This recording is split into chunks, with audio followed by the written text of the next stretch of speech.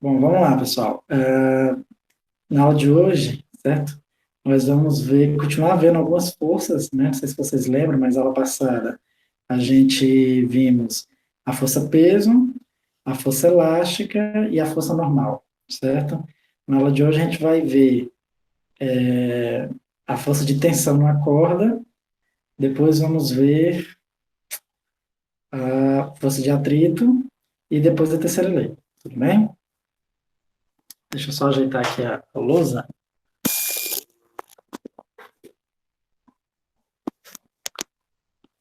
Tá aqui. Pronto.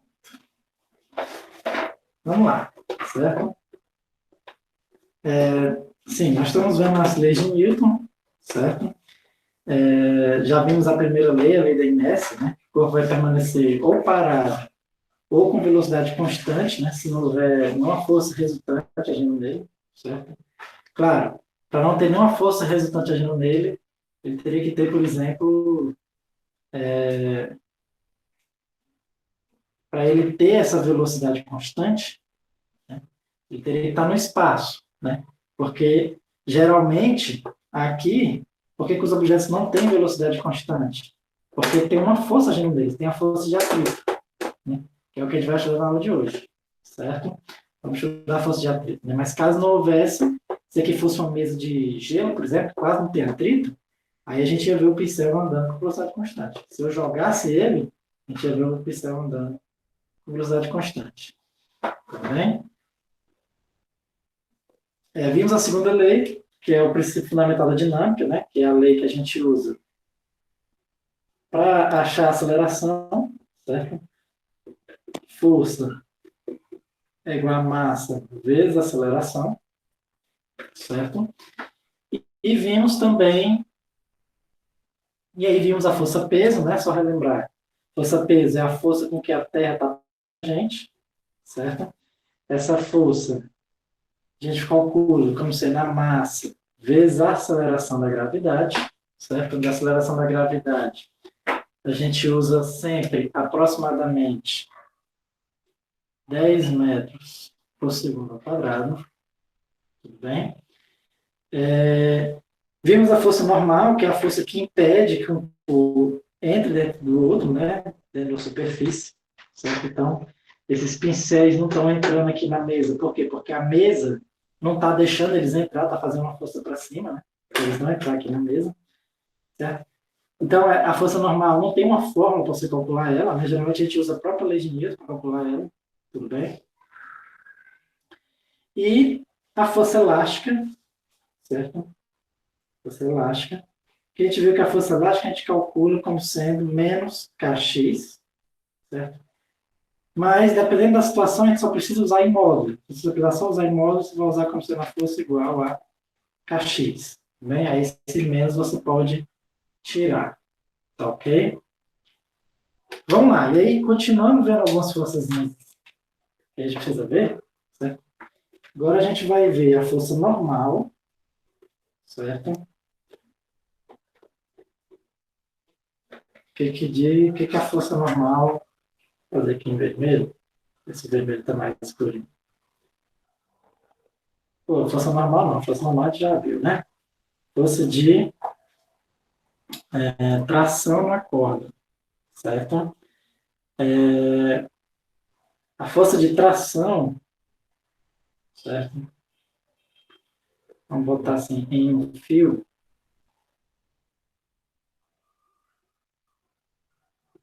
certo? São forças que a gente vai que elas sempre vão existir em sistemas que têm fios, tudo bem? Essas forças têm algumas propriedades porque a gente considera esses fios também como fios ideais, né? A gente vai entender o que é um fio ideal, né?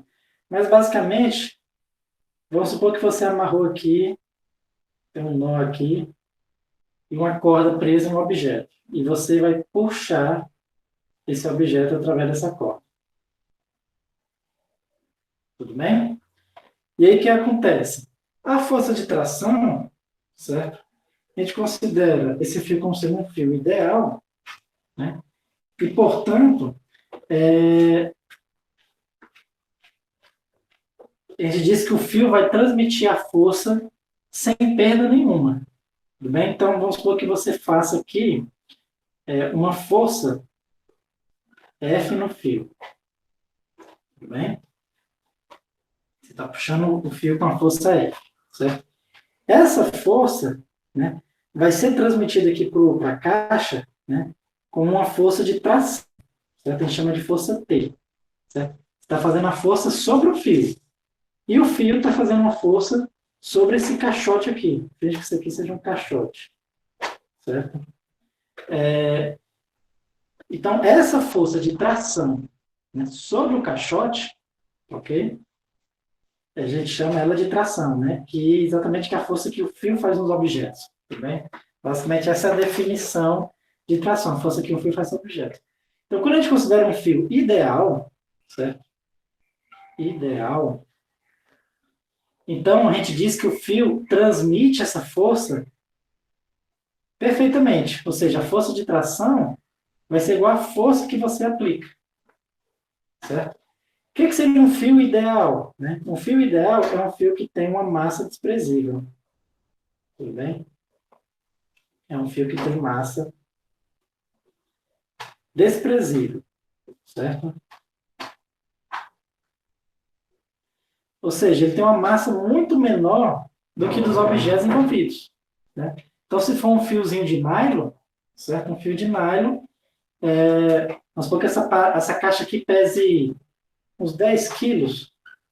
Né? Um fio de nylon, mesmo que você pegue 1 metro de fio de nylon ou mais, certo? Ele vai pesar muito menos do que 10 quilos. Vai pesar o quê? 10 gramas? Eu não sei exatamente, mas vai pesar muito pouco, certo? Então, todo fio que tem uma massa muito pequena, a gente considera ele com massa desprezível, ou seja, é como se a gente considerasse ele com a massa igual a zero, literalmente isso. Certo? A gente considera ele com massa igual a zero. Tudo bem? E aí o que acontece? O que acontece é que a gente considera ele com massa igual a zero, certo?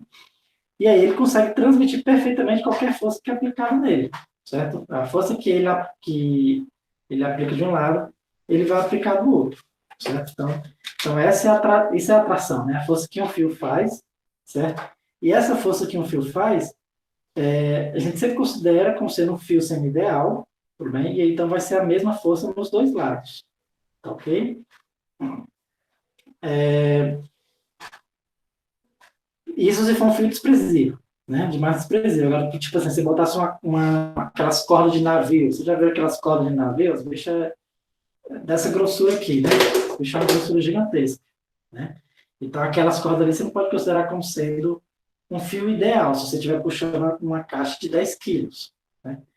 Mas, você pegar uma corda daquela e puxar um navio de toneladas, talvez aquela corda ali seja considerada desprezível. Tudo bem? De massa desprezível. Então, tudo é relativo, né? Tudo é relativo ao seu sistema. Então, um fio de nylon é desprezível em relação a uma caixa de 10 quilos. Né? Se você pegar aquelas cordas de navio, já não são desprezíveis em relação a caixa de 10 quilos, mas pode ser que sejam desprezíveis em relação ao navio de várias toneladas, tudo bem? Então, tudo é relativo, tá ok? Vamos fazer um exercíciozinho para a gente poder exercitar, certo? Tudo isso que a gente está vendo, né? Na verdade, esse exercício a gente vai exercitar tanto a segunda lei de Newton, certo? Tanto a segunda lei de Newton, quanto essa questão da atração, né? Vou fazer aqui um exemplo simples. Primeiro vamos pegar o seguinte, porque eu tenho um corpo A, em A está preso uma corda, em B, e em B a gente está puxando com uma certa força, certo? Que tem uma superfície, e vamos supor que não tem atrito, né? A gente vai considerar tudo sem atrito, certo? A gente vai ver a força de atrito daqui a pouco. A gente vai resolver alguns problemas envolvendo atrito, mas por enquanto, vamos considerar tudo sem atrito, tudo bem? Então, o que acontece? Né?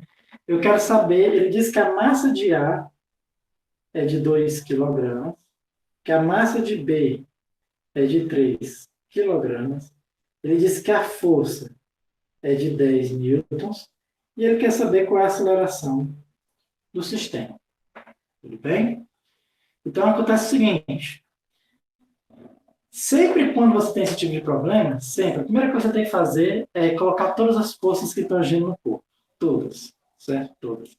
Então, lembra que eu falei para vocês que sempre está implícito algumas forças, né? Então, por exemplo, a força peso, ela sempre está implícita. A questão nunca vai dizer, você já pressupõe que existe uma força peso, né? Então, tem uma força peso aqui, peso de B, certo? Não sei se o pincel verde ficou muito claro. Tem a normal de B, certo? E tem a mesma coisa em A. Peso em A e normal em A, certo? Então, tem essas forças. Tem a força F que ele já colocou aqui, explícito. E também tem mais duas forças que estão implícitas. Qual? Lembra que eu falei? Ó, o fio, certo? O fio. A força que o fio faz no corpo a gente chama de tração. Então, vai ter uma tração aqui, ó. Certo? Tração aqui. Né? E vai ter outra tração aqui. Porque o fio vai agir em B. Tá ok? Uma coisa importante que a gente tem que entender é que essas duas trações, elas são iguais, exatamente por causa daquela nossa consideração, que o fio é um fio ideal.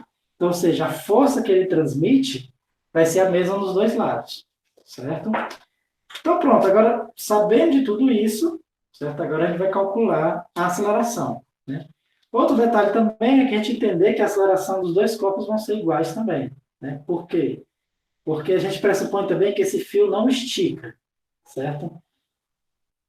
Então, como a gente pressupõe que o fio não estica, então esses corpos vão andar juntos, né? Então, eles vão ter a mesma aceleração, certo? Não tem como o A ter uma aceleração maior do que a de B, porque senão o A ia passar por B, não faz sentido, certo? Se o A tivesse uma aceleração menor, o fio iria esticar, certo? Mas aí que tá. A gente pressupõe que o fio não estica, então eles têm que andar sempre com a mesma aceleração. Tudo bem? E aí agora a gente vai aplicar a lei de Newton, certo? Vamos aplicar a lei de Newton tanto para o corpo A quanto para o corpo B, certo? E nas duas direções também. Eu nem lembro que eu falei para vocês que a lei de Newton, como ela é uma equação vetorial, né, a gente aplica tanto na direção vertical quanto na direção horizontal. Tudo bem? Aqui, o que vai acontecer? A lei de Newton na direção vertical, como não tem movimento, certo? Nessa direção vertical, o que vai acontecer? Só vai servir para a gente achar que a normal é igual ao peso, em ambos os casos, como a gente viu na aula passada.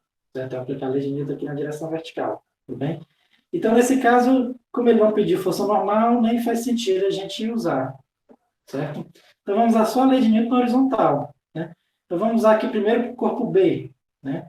Então, vamos considerar assim, ó, essa direção como sendo a direção positiva. Né? Então, forças nessa direção são positivas, no sentido contrário, negativo. Então, por exemplo, corpo B. Né?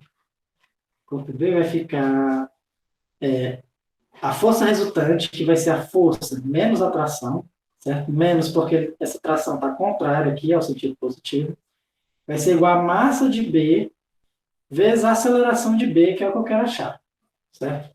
Agora vamos aplicar para o A no sentido horizontal. No A, só tem uma força agindo aqui na horizontal, que é a tração. A tração vai ser igual a massa de A vezes a aceleração. Tudo bem?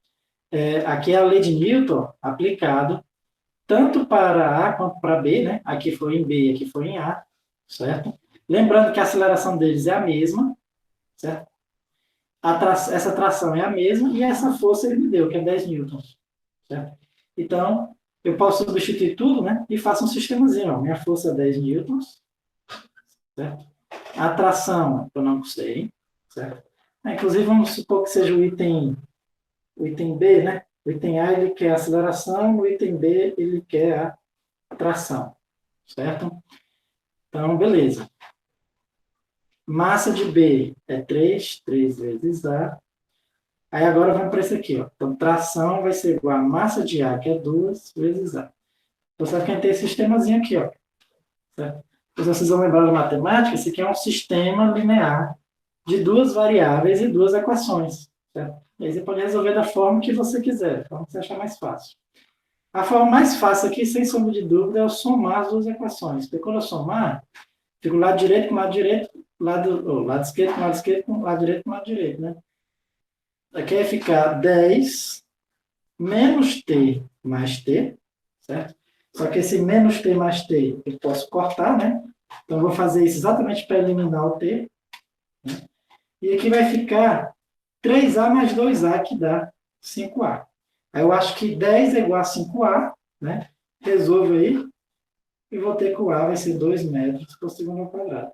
Então, esse sistema vai andar com aceleração de 2 metros por segundo ao quadrado. Tudo bem? Aí, vamos supor que sim, ele pediu a tração no item B. Esse aqui é o item A. O item B é a tração. Como é que eu faço para achar a tração? Posso usar qualquer uma dessas duas equações. Posso usar essa aqui, por exemplo. A tração é 2 vezes a aceleração. Se a aceleração é 2, então a tração vai ser 2 vezes 2, que dá 4 newtons. Certo? 4 newtons no lado de cá e 4 newtons no lado de lá. Tudo bem? Ele age sempre nos dois lados do corpo. Certo? Qualquer dúvida, vocês podem colocar lá no WhatsApp, certo? Ou no Google Classroom. Tudo bem? Vamos lá. Vamos fazer aqui outro exemplo para a gente consolidar a ideia de tração, certo?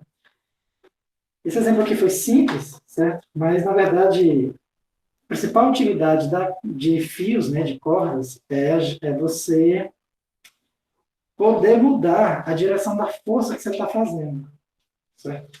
Como esse exemplo que a gente vai ver agora. Supor que eu tenho aqui, novamente, dois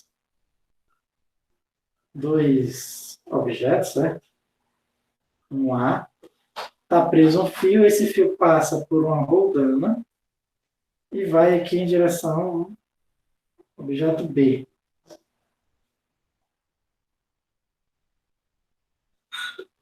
Certo? Da forma que o fio fica na horizontal aqui. Desenhar aqui direitinho. Pronto.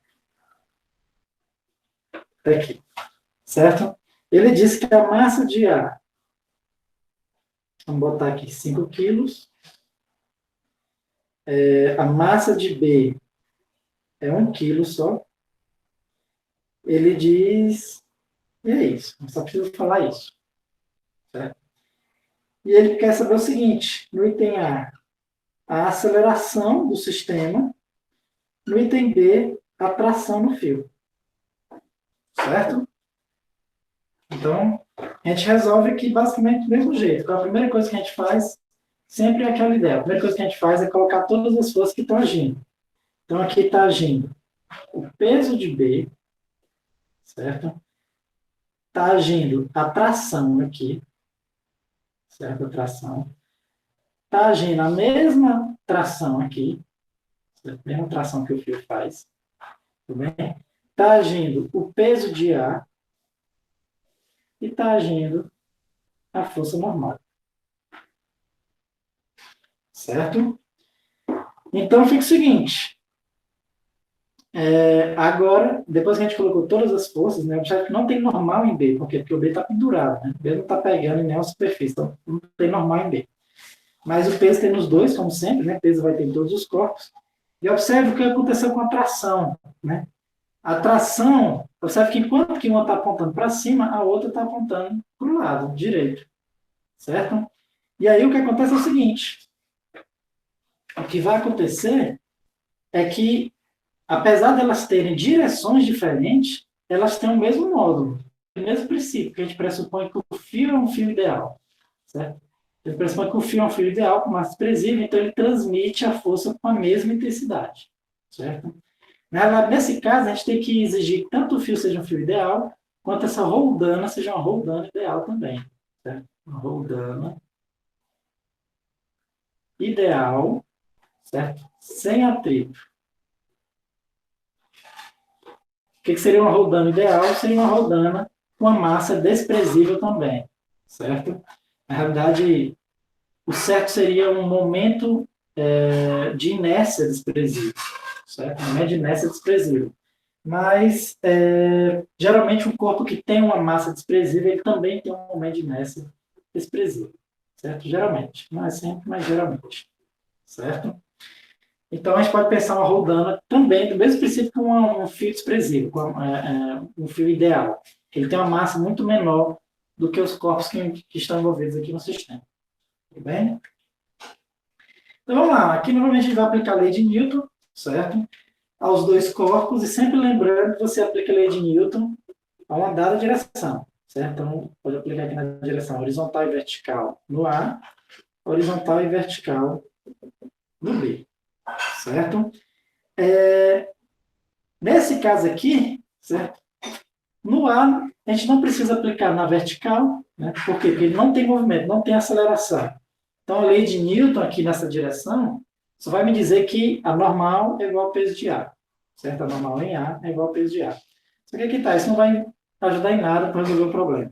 Né? Então, vamos usar a lei de Newton só na horizontal em A. Né? Vamos escolher aqui um sentido positivo, né? Vamos botar aqui, por exemplo, para a direita positivo, certo? E aí eu vou achar o seguinte, que a tração, certo? Vou achar que a tração vai ser igual a massa de A vezes a aceleração de A, certo? Se eu for para B, né, aqui em B, o que acontece? A lei de Newton na horizontal não vai servir de nada, porque aqui não tem nenhuma força e também não tem aceleração, então, ou seja, eu vou achar que zero é igual a zero. Não precisa nem preocupar com a horizontal. Agora, com a vertical, certo? Agora, com a vertical, eu preciso me preocupar, né? Porque aí eu tenho duas forças, né? E agora eu vou adotar o sentido para baixo, como sendo o sentido positivo. Então, vai ficar o peso de B menos a tração, vai ser igual a massa de B vezes a aceleração, certo? Observe que eu deixei esse T aqui é o mesmo nos dois, certo? Tração que age em A é a mesma que age em B, então é o mesmo T, certo? A aceleração também é a mesma, pelo mesmo princípio, né? A gente pressupõe que esse fio não estica, né? Se o B descesse com aceleração maior, o fio ia esticar, a gente pressupõe que o fio não estica, certo? E não tem como o A ser mais rápido que o B, né? Porque afinal o que está puxando o A é exatamente o B, tudo bem? E aí fica o seguinte, outro detalhe também, certo? Esses sentidos que eu escolhi como sendo os sentidos positivos. Né? Geralmente a gente escolhe os sentidos como sendo positivos a direção do movimento do corpo. Né? Então, como eu saber que o A ia se mover para cá, eu boto esse sentido positivo. Como eu boto o B, saber que o B vai descer, né? Afinal, o B vai gerar um peso que vai mover o corpo A, certo? Então, eu botei o sentido positivo para baixo, certo? Falei, professor, se eu quisesse botar para cima, podia? Você podia, mas tinha um detalhe. Qual era o detalhe? Se você botasse o B com sentido positivo para cima, né, se fosse analisar o B com esse sentido positivo, certo? Essa aceleração aqui você teria que botar negativa, porque ela estaria para... essa aceleração aqui, ela está para baixo, né? O B ele vai descer, certo? Então, se você colocar o sentido positivo para cima, essa aceleração para baixo, você teria que colocar negativo. Você teria que fazer assim, ó. O T menos o PB seria igual a massa de B vezes menos A. Você teria que botar o A negativo, tudo bem? Mas é que tá, para você não se preocupar com esse tipo de coisa, a gente sempre faz isso. Adota o sentido positivo como sendo um sentido de movimento do corpo, que aí tudo, você não precisa se preocupar com essas besteiras, certo? Então vamos lá. Ó. Agora vamos só substituir tudo, né? Essa primeira equação vai ficar assim. A tração que eu não conheço, tenho que descobrir, vai ser igual a massa de ar, que é 5, vezes a aceleração, né? E essa equação vai ficar o seguinte. O peso de B, lembrando, o que é o peso? Massa vezes a gravidade, certo? Então, o peso de B vai ser a massa, que é 1, vezes a gravidade, que é 10. Então, o peso de B vai dar 10. Tudo bem? Certo? Vai ficar 10 menos T igual a massa de B, só que a massa de B é 1, então aqui vezes A. Certo? Bom, aqui fica bem parecido, né? A matemática é bem parecida. Eu vou somar os dois lados, vou botar que 10 vai ser igual a 6A, certo? Então, meu A vai ser 10 dividido por 6. Nesse caso aqui já não deu números muitos exatos, não, né? Dá 1,666, né? 10 dividido por 6, 1,67 metros por segundo ao quadrado. Tudo bem? Não tem problema não, né? Só é mais chato, mas não tem problema não. Na lista que eu passo para vocês sempre são números mais bonitinhos, certo? Beleza, achamos a aceleração. Ele pede também para a gente achar a tração. A gente pode achar a tração por essa equação. Ó. A tração vai ser 5 vezes o A. E aí a tração vai ser 5 vezes o A. Deixa eu ver quanto é que vai dar aqui. Ó. Isso aqui vezes 5. 8,333 newtons. Então a tração vai ser 8,333. Tudo bem? Lembrando que, esqueci de falar, mas eu estava considerando sem atrito. Né? Como a gente não estudou atrito, é considerando tudo sem atrito. Certo? Então, sem atrito, qualquer forcinha que você faz, você consegue mover o corpo, né? Então, é por isso que esse bloco aqui de 1 quilo está conseguindo mexer um bloco de 5 quilos, né? Porque não tem atrito. Se houvesse um pouquinho de atrito aqui, podia ser que B não conseguisse mexer o ar, certo? Que é o que a gente vai estudar agora, na realidade, né? A força de atrito, né? Vamos entender um pouco agora do que é a força de atrito, certo?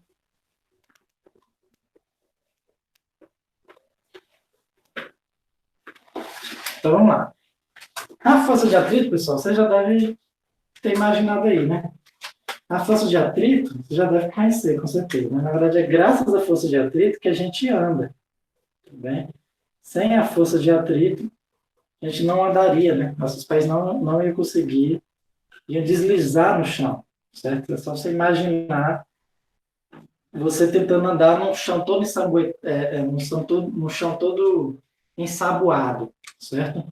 Então você fica mexendo os pés e não sai do lugar, certo? A mesma coisa acontece no gelo, né? Naquela pista de gelo, você tenta mexer os pés e não sai do lugar, certo? Como é que a pessoa consegue se movimentar na pista de gelo, né? Você precisa daquela navalha, certo? E aquela navalha, ela só consegue deslocar o gelo, por quê? Porque ela consegue gerar um atrito, mas só quando você empurra ela para o lado, né? É igual um patins, né? Um patins, se você botar os patins para frente e para trás, você não vai nem se deslocar, né? Você tem que empurrar o pé para o lado, né? Porque as rodinhas, quando você bota a roda para o lado, aí ela gera um atrito para você ir para frente. Quando você só tenta ir para frente e para trás com a roda, você não sai do lugar. Por quê? Porque não tem atrito, né? De fato, é a força de atrito que faz a gente se deslocar. Na verdade, a força de atrito é muito importante em muitas coisas do nosso dia a dia, né? Ela que faz a gente andar, ela que faz o carro andar, tudo bem? E, por outro lado, tem vários pontos negativos da força de atrito, né? Tipo, é por causa da força de atrito que o motor de um carro esquenta, por exemplo. Né? Por quê? Porque a força de atrito, a gente vai ver que ela gera energia térmica, né? Ela transforma a energia do movimento em energia térmica. Então, para você ver isso, é só você esfregar a sua mão. Você vai ver que a sua mão vai aquecer. Certo? Por quê? Porque devido a esse movimento aqui, né, você esquenta, você gera energia térmica. Né? Então, só está transformando energia de movimento em energia térmica. Certo? E basicamente o motor ele esquenta por quê? Porque devido às engrenagens, né, do motor atritando uma com as outras, o motor vai esquentando. Certo? E isso tem um lado ruim, né? Tem um lado bom e tem um lado ruim, certo? O lado bom é porque o motor, na verdade, ele precisa estar numa temperatura ideal para se funcionar, uma temperatura alta, né? Por isso que os motores geralmente são bastante quentes. Mas o lado ruim é o seguinte, é que se essa temperatura não for controlada, o motor derrete, né? É o famoso fundir o motor, vocês já ouviram falar, né? O que é? A temperatura estava tão alta que teve alguma peça ali do motor que literalmente derreteu, certo? Então, é por isso que se você andar com um carro, por exemplo, sem o fluido de arrefecimento de forma correta, né, que é um fluido que esfria o motor, tudo bem? O motor pode dar o carro pode dar um problema, tudo bem? Vamos lá, mas voltando aqui para o atrito, né? Então, como é que funciona a força de atrito? Então, a gente já, só você esfregar a sua mão, você já entendeu que a força de atrito é quando você tem duas superfícies e uma está deslizando sobre a outra, tudo bem? A força de atrito é basicamente isso. Né? Sempre quando você tem uma superfície sobre outra e você desliza uma força de atrito sobre a outra, né? Um corpo sobre o outro, você vai gerar uma certa força de atrito. Tudo bem? Qual é a origem dessa força de atrito? Né? Ela tem várias origens. Né? Pode ser tanto mecânica, devido ao contato, quanto a elétrica, certo? Se você fosse ampliar aqui, né, do ponto de vista microscópico, certo? Como é que eu ia ver? Né? Vamos supor que aqui seja o chão aqui em vermelho, certo? E o objeto em azul. Então, eu ia ver várias rugosidades aqui no chão, né? Por mais que ele seja liso, né, no nosso olhar, mas no fundo ele não é liso, certo? Ele tem algumas rugosidades, certo? Tipo, esse vidro aqui, isso aqui é um vidro, né? Por mais que seja liso ao meu toque, ao meu olhar, mas isso aqui não é 100% liso, é tanto que se eu empurrar meu pincel, mais cedo ou mais tarde, ele para. Por quê? Porque está agindo uma força de atrito nele. Certo? Se não houvesse força de atrito, ele ficaria deslizando aqui para sempre. Tá vendo? E essa atrito vem exatamente de onde? Dessa rugosidade, né? Que essa rugosidade, às vezes, se encaixa um pouco com a rugosidade do objeto de cima, certo? Esse objeto que está aqui em cima. Às vezes se encaixa, às vezes não se encaixa, enfim. Às vezes encaixa, às vezes não encaixa, né? Então, e aí esses solavancos, digamos assim, né? Esse relevo, né? Microscópico, que um vai batendo no outro, pode gerar o atrito, certo? Mas também existe outra origem, né? Que essa origem ela é mais microscópica ainda, né? Quer dizer, essa já é na escala atômica, é que pode acontecer o que a gente chama de fusão a frio. Né? O que é fusão a frio? Às vezes, se não tiver ar entre, às vezes coincide de alguns pontinhos, né? Alguns pontos eles se encaixam bem direitinho um com o outro, né? Ou seja, um material toca no outro sem ter nenhum ar entre eles. Quando isso acontece do material se ligar com o outro mesmo, igual como se um combinasse com o outro, como se fosse um objeto só, certo? Quando isso acontece, isso aqui é o que a gente chama de uma fusão a frio, né? É como se conectasse um objeto com o outro, certo? Só que assim, são em pontos muito pequenos, né? São um ponto muito pequeno de tal forma que você não perde a identidade de um objeto, né? O objeto ele não vai, se eu botar aqui, não vai grudar nele, certo? E aí, esses pontos de fusão, né? A gente chama de fusão exatamente porque eles estão interligados mesmo, né? Como se fosse um objeto só, né? Mas, como eu falei, são poucos pontos, né? Geralmente. E aí, esses pontos eles também geram a força de atrito. Tudo bem? Então, tem essas duas origens, né? A força de atrito, ok? E só por curiosidade, nessa fusão a frio, né? Ela acontece em qualquer temperatura, né? Desde que esteja um ambiente bem limpo, ou seja, vamos supor que você pegue aqui uma peça de ferro, certo? Ferro puro, né? Está no vácuo, numa câmara de vácuo, tem que estar bem limpinho o ar. Não pode nem ter ar, na verdade, aqui é feito vácuo, certo? Tem uma partícula de oxigênio, nitrogênio, CO2, nem qualquer tipo de ar aqui. E eu pego outro pedaço de ferro também, certo?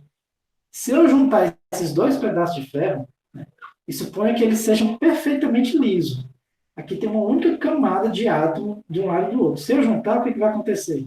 A gente vai ver que isso aqui vai se tornar uma peça só. Certo? Isso é o que a gente chama de fusão a frio. Né? Na verdade, o que acontece é que essa peça aqui, ela tem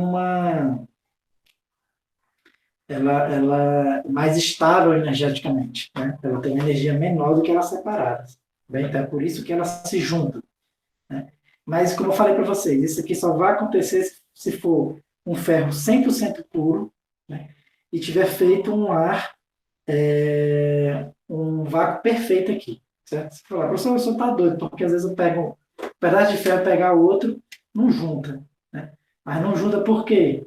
Porque quando você pega um pedaço de ferro e junta com o outro, geralmente tem o quê aqui? Primeiro, esses ferros não são perfeitamente lisos, eles têm várias irregularidades, rugosidades, certo? Nessas rugosidades acaba se encaixando o ar. E aí impede que haja essa fusão completa, certo? E além disso, a própria superfície do ferro, a tendência é oxidar um pouco, né? Se ela está na atmosfera, não é ferro puro que está aqui. Acaba que alguns átomos de oxigênio se prendem aqui. Tudo bem?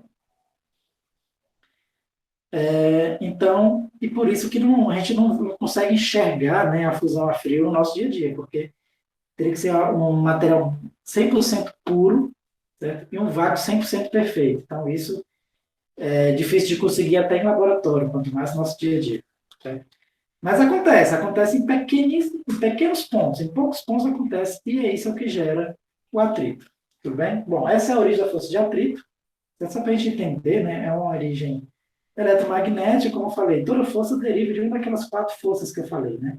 A força de atrito é de origem eletromagnética, certo? E como é que a gente calcula a força de atrito, certo? Então, a força de atrito, a gente tem que entender que, primeiro, que existem dois tipos de força de atrito, certo? Existe o que a gente chama do atrito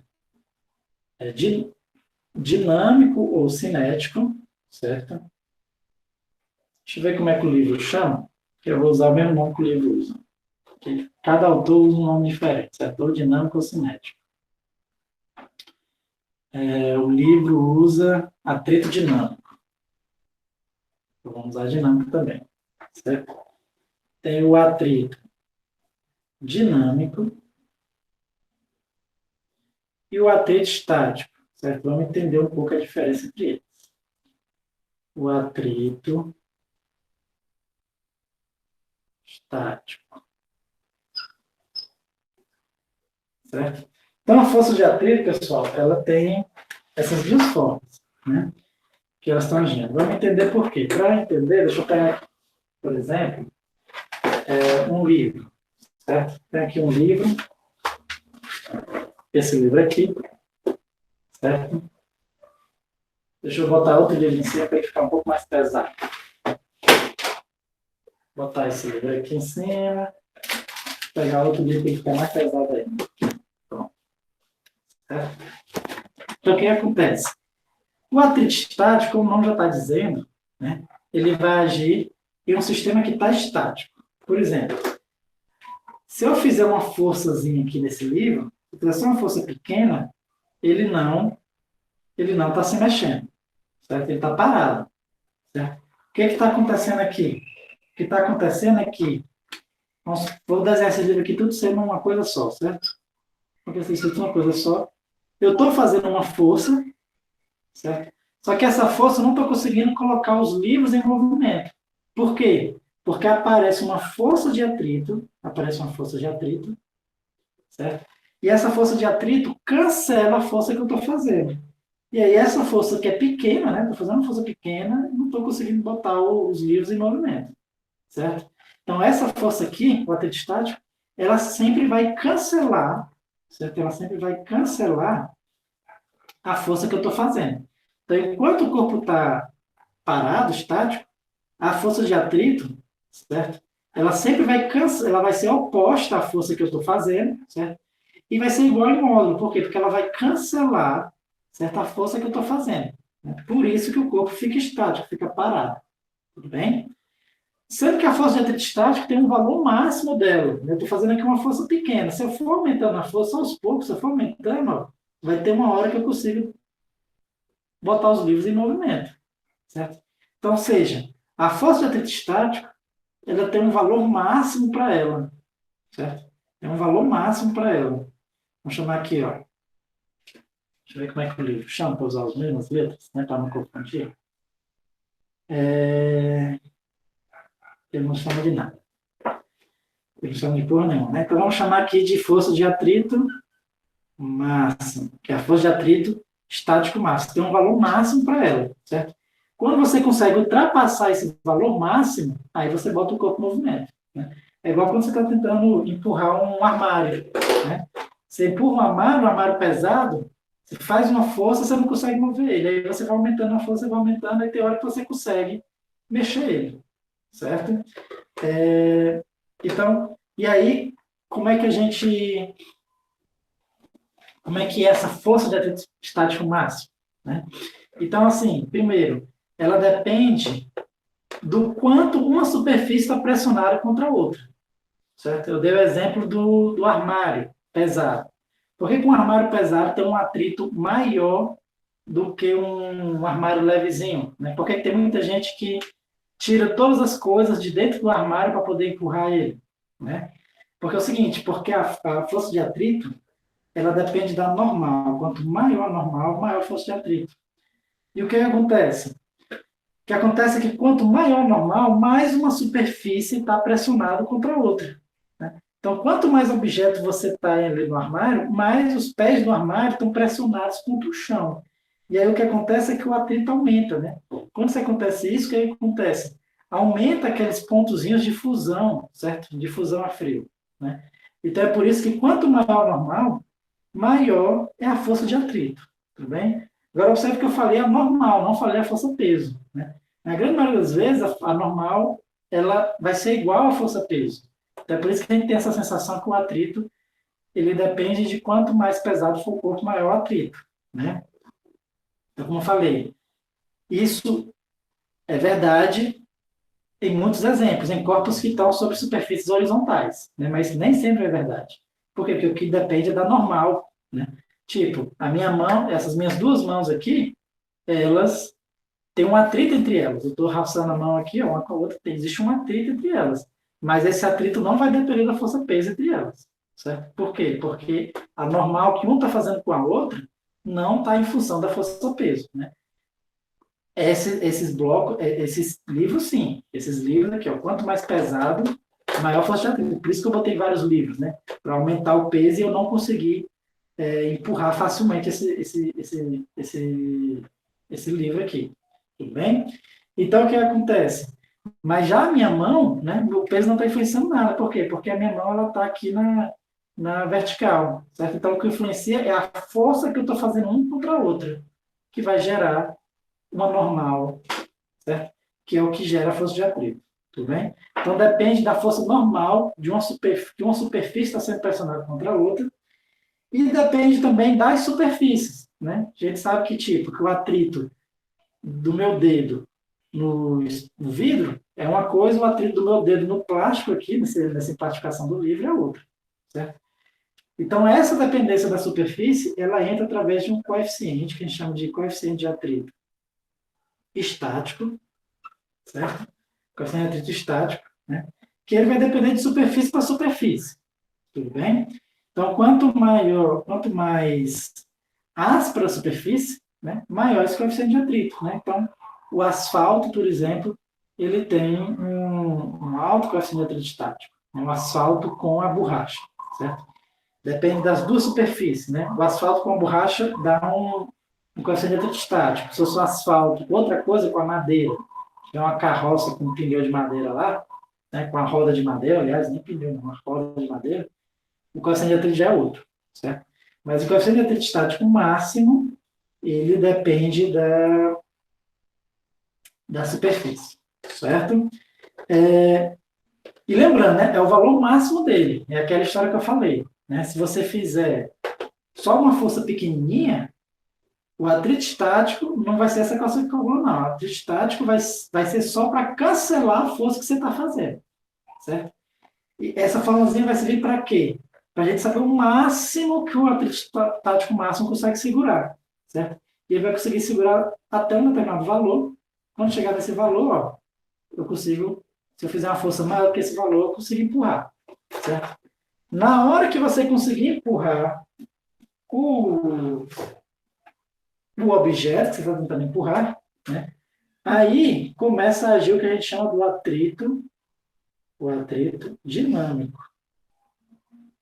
Dinâmico. Certo? O atrito dinâmico é quando o corpo está em movimento em relação à superfície, Ou seja, existe um movimento em relação à superfície. Certo? E o atrito, a força de atrito, ela sempre vai agir em oposição a esse movimento. Certo? A força de atrito dinâmica sempre age em oposição a esse movimento. Então, se eu jogar aqui um pincel, está agindo ali um atrito, né? Vou botar aqui, ó. Está agindo ali um atrito que vai parar o meu pincel, certo? É que o pincel, ele mais cedo ou mais tarde começa a rolar, né? Ele rola por um motivo também, né? Depois dá para entender. Também é porque graças ao atrito, né? Mas se eu jogar assim, ó, mais cedo ou mais tarde ele para. Ele para cedo, né? Ou seja, o atrito é grande, né? Relativamente grande. Tudo bem? Então, ou seja, a força de atrito ela está agindo, né? Sempre em oposição ao movimento, e é por isso que os objetos sempre param quando a gente arrasta ele em alguma superfície, né? E a forma para a gente calcular ele é uma forma bem parecida, né? Por quê? Porque a lógica é a mesma, né? Quanto maior a normal, maior é a força de atrito, né? Quanto maior a força que uma superfície faz na outra. Só que agora a gente usa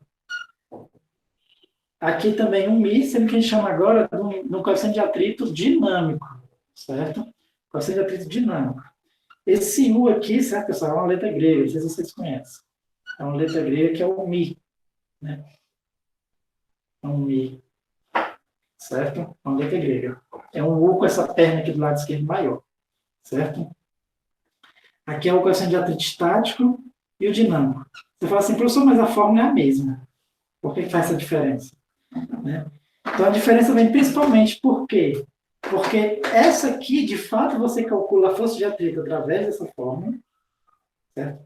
Mas essa aqui, lembrando, essa aqui não é a fórmula para você calcular a força de atrito, certo? A força de atrito estático sempre vai ser igual à força de oposição, certo? Aqui você calcula a força de atrito estático máximo, entendeu?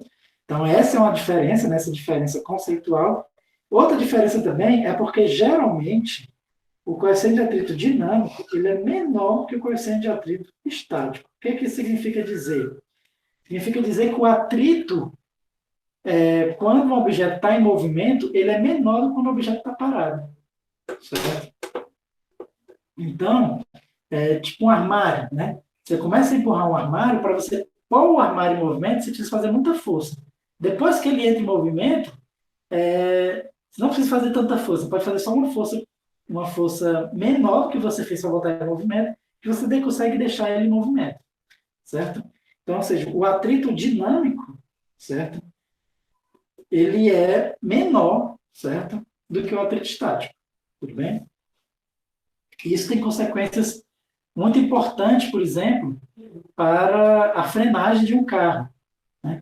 Não sei se vocês sabem, mas para você, quando você vai frear o carro, quando você vai frear o pneu, né, pode acontecer do pneu se arrastar no chão, certo?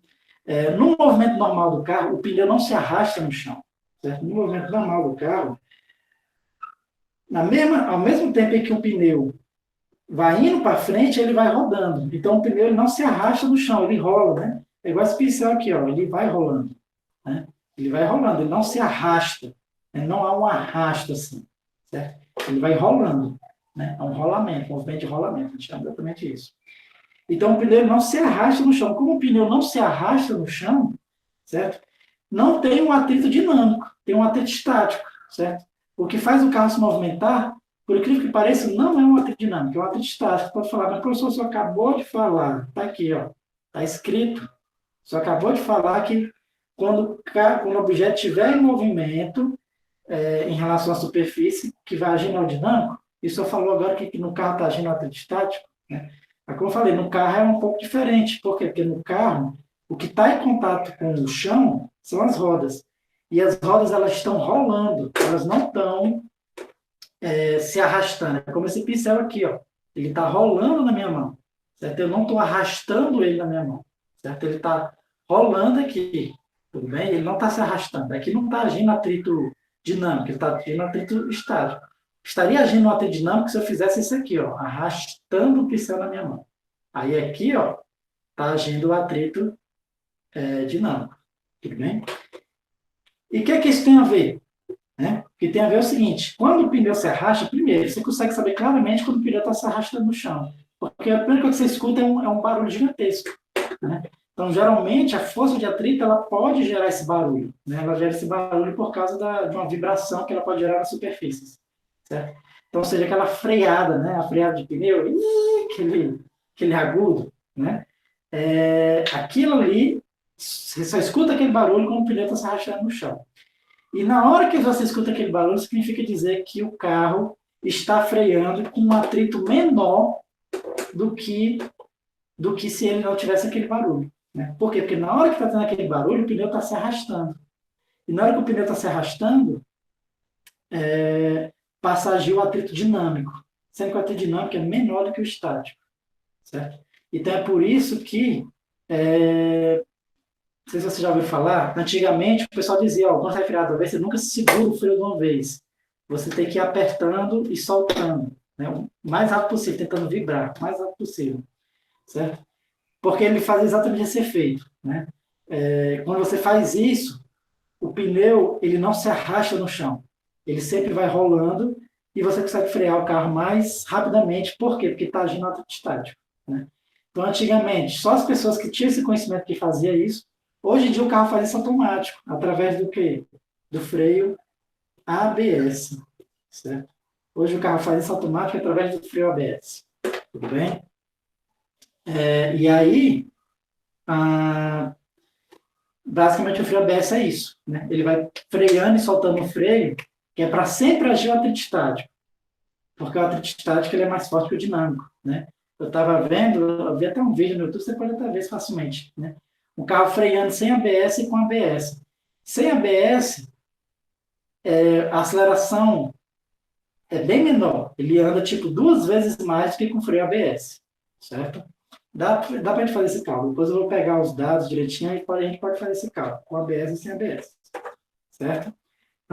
Ou seja, com atrito, freando com atrito dinâmico e freando com atrito estático. Certo? Mas eu vou procurar os dados do coeficiente de atrito entre o pneu e o asfalto e a gente pode fazer esses cálculos na próxima aula. Certo? Só para finalizar essa aula, vamos fazer com um exemplo só para consolidar essa ideia. Certo? Vamos supor que tem aqui um armário que ele pese 80 quilos. 80 quilos é a massa do armário. Certo? E vamos supor que o coeficiente de atrito estático, estático com o chão, certo? Seja de 0,8. Só para outro pensar aqui.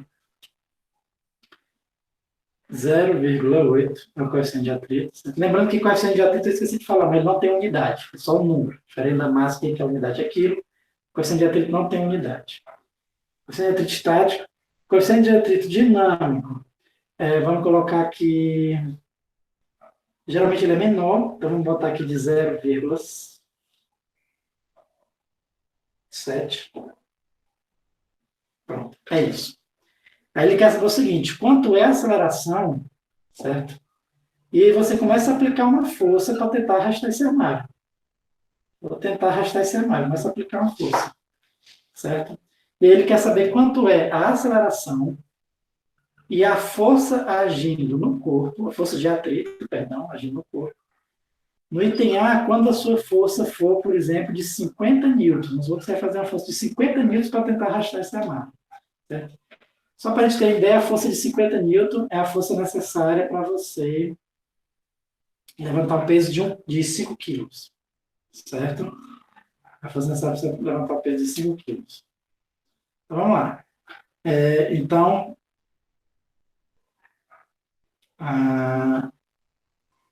deixa eu só voltar aqui, por exemplo. Então, vamos lá, vamos calcular quanto é essa força. Certo? A primeira coisa que a gente tem que ver é se o armário vai conseguir entrar em movimento com essa força. Né? Lembra que eu falei, você faz uma força para empurrar alguma coisa, lembra dos livros. Se for uma força muito pequena, você nem coloca em movimento. O que está gerando é força estática. Mas se for uma força grande, aí sim você coloca em movimento e passa a agir a força dinâmica. Como é que você sabe se você vai conseguir mexer o corpo ou não? Você tem que ver se a força que você vai fazer é maior Tem que ver se F é maior ou não que a força de atrito estático máxima, aquela força que a gente calculou, certo? Então, eu quero saber se o F vai ser maior ou não que o μ estático vezes a normal, tudo bem? Como é que a gente calcula normal? Nesse caso, calcular normal, que era só o que eu falei, né? Está implícito aqui que tem a força peso, tem a força normal, certo? Aqui, na verdade, pessoal, ó, vamos até aumentar mais, né? Vou aumentar aqui para 500 newtons, né? 500 newtons.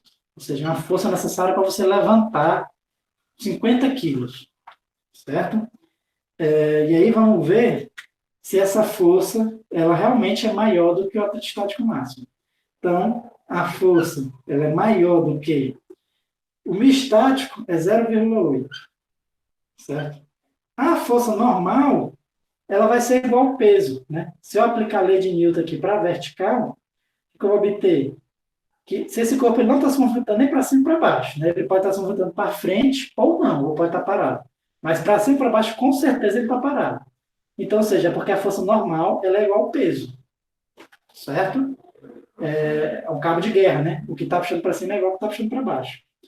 Então, e o peso é só pegar máximo e calcular a gravidade, né? O peso vai ser 800 vezes 10, que é a gravidade, né? Vou pegar um pincel aqui, que o pessoal acha um pincel. Que aí vai dar exatamente 800 newton. 80 vezes 10, perdão, já estava falando a resposta, né? 80 vezes 10 que dá 800 newtons, certo? Então, a minha normal, que é igual ao peso, vai ser 800. E eu preciso saber se a minha força é maior ou não que 0,8 vezes 800. 0,8 vezes 800 é exatamente 640 newtons. Então, a minha força ela é maior que 640? Não é maior, ela é 500. No literal diz que a força é 500. Então, a força não consegue colocar o corpo em movimento, certo? Aí ele pergunta, então, quanto é a força de atrito e quanto é a aceleração? Então, no item A, a resposta é a aceleração é zero, certo? E a força de atrito quanto é? É o 640? Não. Né? 640 é o máximo para você colocar em movimento. A força de atrito é aquilo que eu falei. A força de atrito estático sempre vai ser igual, certo? A oposição, a força que está se opondo, certo? Ou seja, ela vai ser 500 newtons também. Só que 500 newtons para o lado de cá para uma cancelar a outra. Né? Fazer o cabo de guerra, né? Uma está assim, a outra está assim, acaba que uma cancela a outra. Tudo bem? Agora vamos para o item B. No item B agora ele diz o seguinte, que a força agora é de 1000 newtons. 1000 newtons. Certo? Aí agora ele quer saber, você consegue agora botar o corpo em movimento? Agora eu consigo, né? Eu posso aproveitar isso aqui, ó. A força máxima que eu preciso botar em movimento é 640. Acima disso já bota em movimento. Então pronto, agora vamos calcular quanto é a força de atrito e quanto é a força de atrito e quanto é a aceleração. A força de atrito agora eu calculo como sendo o μ dinâmico vezes a normal. Certo? Força de atrito vai ser o μ dinâmico, que agora é 0,7, não é mais 0,8, vezes a normal, que é 800. Certo? Então, 0,7 vezes 800 vai dar 560 newtons. Essa aqui é a força de atrito. Tá bem? Então, agora a força de atrito ela é 560. E agora eu vou aplicar a segunda lei de Newton para esse corpo, né? Escolho aqui um sentido positivo, como eu falei, sentido positivo sempre na direção do movimento do corpo, certo? Então, vai ser o seguinte, vai ser a força menos a força de atrito igual a massa vezes a aceleração que eu quero descobrir, certo? O pessoal acha que estão pensando que está funcionando. A força ela é 1000. Força de atrito, a gente achou que era 560, vai ser igual a massa, que é 80, vezes a aceleração. Tudo bem? Como eu estou sem espaço, eu vou fazer aqui esse cálculo direto. certo? Vou botar tudo na calculadora aqui, dá para a gente fazer. É 1.000 menos 560 e a resposta eu divido por 80. Então, vai dar 5,5 metros por segundo ao quadrado. Tudo bem? Então, vamos fazer o seguinte, pessoal. Está dando exatamente 1 hora de aula, certo? Então, a gente vai interromper por aqui, né? Amanhã eu já devo estar postando essas aulas, certo? Se vocês tiverem qualquer dúvida, vocês podem perguntar para mim lá no WhatsApp ou no Google Classroom, tá ok? Então, bons estudos, né? E uma boa semana para vocês. Até a próxima semana.